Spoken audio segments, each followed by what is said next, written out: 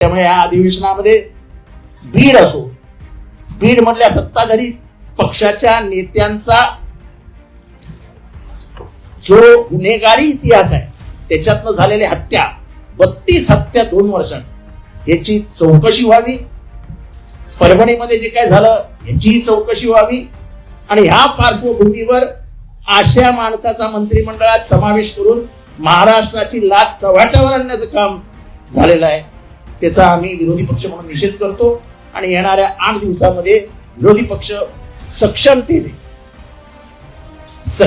संख्या हे काही फार महत्वाचं गणित नसतं, शेवटी महाराष्ट्राला दिशा देणारा विरोधी पक्ष हा इथे असेल एवढा आम्ही खात्रीपूर्वक सांगतो.